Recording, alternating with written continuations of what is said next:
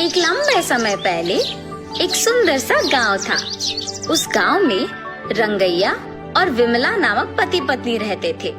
रंगैया को उसके पिता का दिया हुआ एक खेत था। वो उसी में खेती करके फसल उगाता था।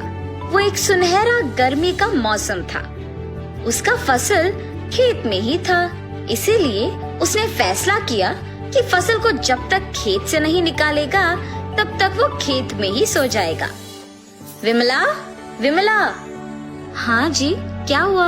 आज से जब तक फसल मेरे हाथ में नहीं आएगा ना, तब तक मैं खेत में ही सो जाऊंगा। ठीक है जी, ख्याल रखिए। ऐसे रंगैया उसके खेत में सोने जाता है। गर्मी की मौसम होने पर खेत में ठंडी हवा चल रही थी और वो आराम से सोता है।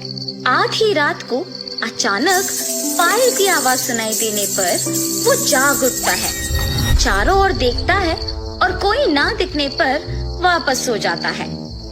थोड़ी देर में वापस उसे पायल की आवाज सुनाई देने पर डर के मारे जाग उठता है। हाँ, यहाँ तो कोई नहीं है, तो फिर ये पायल की आवाज कहाँ से आ रही है? ऐसे जब चारों ओर देखता रहता है तो पायल की आवाज फिर सुनाई देती है। तब उसे एक परछाई पीछे दिखती है तो उस तरफ मुड़ता है। दिखने में भयानक एक भूत उसके सामने आके खड़ी हो जाती है। उसे देख, बाप रे, भूत भूत! ऐसे डर के मारे चिल्लाते हुए बिना पीछे मुड़े घर की ओर भागने लगता है। वो भूत सिर्फ आधे रास्ते तक उसका पीछा करती है। जल्दी से भाग के घर पहुंच जाता है। विमला, विमला, जल्दी दरवाजा खोलो, भूत मेरा पीछा कर रही है। ऐसे जोर से दरवाजा खड़खड़ाता है। अपने पति की आवाज सुनकर विमला जल्दी से दरवाजा खोलती है। तुरंत रंगैया अंदर आके दरवाजा बंद करके कांपने लगता है। क्या हुआ जी, क्यों डर रहे हो? तब वो जो भी हुआ उसे बताता है। भूत क्या सच में होता है जी? आप नींद में खुद की परछाई देख डर गए होंगे। कुछ मत सोचिए और सो जाइए। ये कह के चली जाती है। उसकी पत्नी उसके बातों का यकीन ना करने पर वो कुछ नहीं कह पाता है और चुप रह जाता है। क्या मेरी पत्नी सही थी? मैं क्या अपने ही परछाई से डर गया? लेकिन मैंने तो उस भूत को मेरे सामने खड़े होते देखा है। ऐसे सोए बिना पूरी रात सोचते ही रहता है। खेत में फसल के बारे में छोड़कर डर के मारे बेचारा घर पे ही रहता है। सुनिए, रात होने वाली है जी, आप क्या खेत नहीं जाएंगे? अगर मैं अपनी पत्नी से कहूँगा कि मुझे खेत जाने से डर लग रहा है तो न जाने वो मेरे बारे में क्या सोचेगी। उस खेत में अगर सच में ही भूत है तो भी मैं नहीं डरूंगा, मैं जाके आऊंगा। ऐसे अपनी पत्नी से कह के उसके खेत जाता है। मेरे पत्नी से मैंने ऐसे बात किया जैसे मुझे कोई डर नहीं है, पर अभी खेत जाके मैं अकेले कैसे रह पाऊंगा? ऐसे डरते हुए खेत जाता है। घबराते हुए खेत के चारों ओर देखता है। अब तो खेत में कोई नहीं दिख रहा, पर शायद कल की तरह सोते समय में पायल की आवाज सुनाई देगा। ऐसे सोचता ही है कि उसके सामने वही भूत आके खड़े हो जाती है। कल तो तुम बच गए, पर आज मैं तुम्हें बचने नहीं दूंगी। मुझे कुछ मत करो, मैं यहाँ वापस कभी नहीं आऊंगा, मुझे छोड़ दो। तुम्हें छोड़ दूं? हा हा हा। ऐसे जोर से हंस के रंगैया को गायब कर देती है। सुबह हो गया, मेरे पति अब तक लौट के क्यों नहीं आए? ऐसे अपने पति का इंतजार करती रहती है, पर शाम होने के बाद भी जब वो घर नहीं लौट आए, वो सोच में पड़ जाती है। क्या खेत में वाकई भूत है? क्या उसने ही मेरे पति को कुछ कर दिया?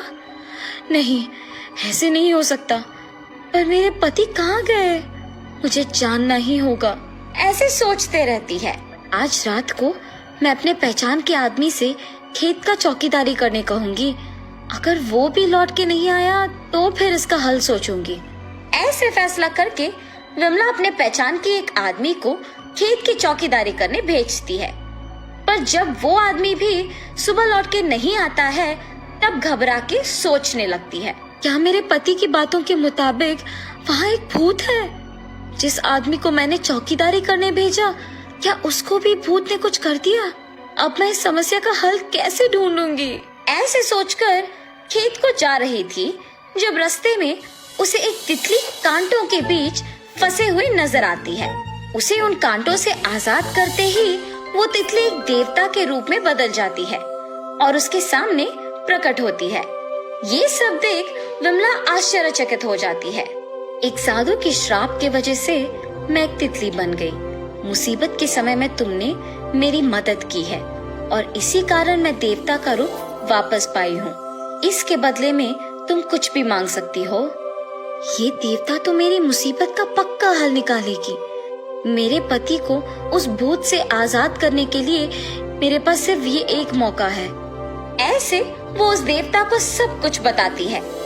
उस भूत से मेरे पति को बचा के उस भूत को हमेशा के लिए हमारे खेत से भिजवाने का हल बोलिए माता। ठीक है, मैं जो कहूँगी वो कर सकोगी ना? हाँ, जरूर करूँगी। ऐसे कहने पर देवता विमला को एक मंत्र बोलती है। मैंने जो मंत्र कहा है वो तुम्हें उस भूत को देखने के तुरंत बाद अपनी आंखें बंद करके मन में कहना होगा। तब वो भूत तुम्हें छोड़ के चली जाएगी और उस भूत से तुम छुटकारा पा सकोगे। ऐसे कहने पर वो खुशी से अपने खेत जाके रात होने तक वहीं रुकती है। आधी रात को उसे अचानक पायल की आवाज सुनाई देती है। कहीं से तो पायल की आवाज आ रही है। भूत को देखते ही मुझे उस मंत्र को कहना होगा। ऐसे सोचते ही कुछ दूरी में उसे एक परछाई दिखती है। उसी तरफ मुड़ने पर वो भूत उसके सामने आकर खड़े हो जाती है। उस भूत को देखते ही वो अपने मन में उस देवता के द्वारा दिया हुआ मंत्र अपने मन में कहती है। उससे वो भूत गायब हो जाती है। अपने पति के साथ ही वो चौकीदार भी आजाद हो जाते हैं। उस भूत से छुटकारा पाने के लिए सभी विमला का अभिनंदन करते हैं और सभी खुश होकर वहाँ से घर चले जाते हैं। उस खेत से भूत का चले जाने पर रंगैया आराम से खेती करके फसल उगाते हुए खुशी से जीता है।